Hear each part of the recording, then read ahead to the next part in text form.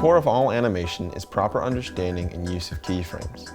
Regardless of how well your conceptual understanding of animation is, unless you know how to transform those concepts into moving images, you won't get a whole lot done.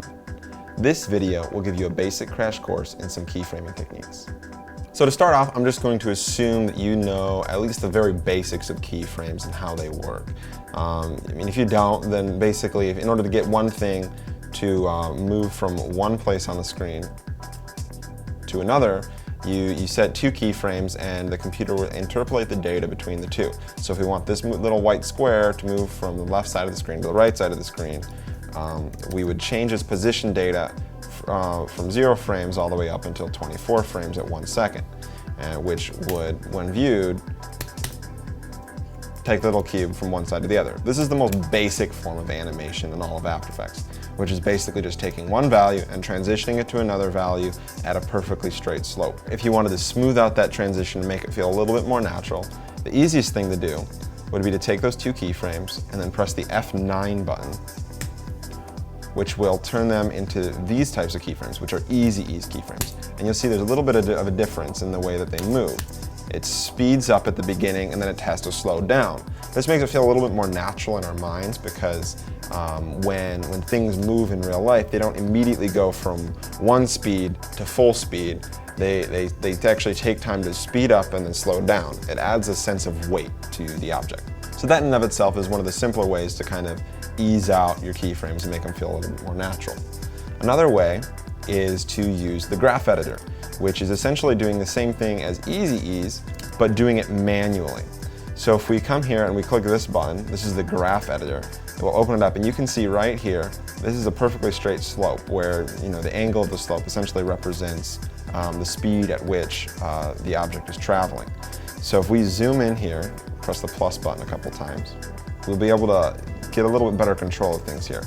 And so if we come back out and select these two keyframes, and then click F9 to turn them into Easy Ease, we can see what the computer is doing for us. It's taking it and it's evening out the slope at both the start and the end of the animation.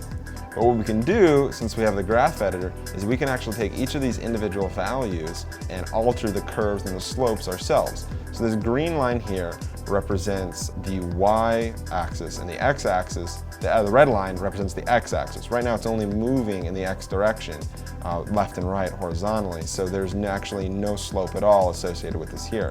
What we can do is we can click this button down here, which says XYZ. It is the separate dimensions button. And then we can take each of these pieces, and with these little handles, we can individually adjust the slopes and curves of how the animation interpolates. Now you can do all different kinds of things where we can actually, if we pull it down here, we see that it starts and it actually moves backwards a little bit because we're actually reversing the speed here to be a negative, which means it would be moving to the left. If you did well in algebra, this will probably be a lot easier for you to understand, but even if you don't, you can just do a lot of trial and error and play around, even with really, really simple animations like a simple moving white square, and see how each of these little handles affects things. So if we do this here, so we're actually pulling it past the axis, but what happens on each of these, it will actually overshoot backwards, then move across, and then overshoot, and then come back. So one of the nice things is since you can affect these however you want, if you grab this thing and hold the shift, it'll make sure that you don't pull it past that axis. Pulling this handle out to the left and right will determine how much it's affecting the speed at different times. And so if we pull it out real far here at the beginning, it'll take longer for it to speed up, and then it'll quickly slow down at the end if we make this one shorter. So if we preview that,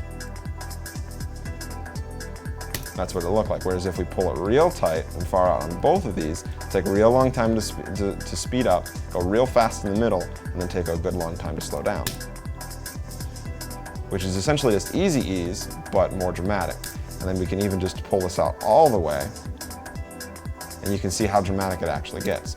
So using these, you can use different concepts that you have of animation in general and be able to manipulate those into getting things to feel exactly how you want. This kind of animation feels completely different than just two basic keyframes, which honestly are just kind of boring. Hope that helps, and happy creating.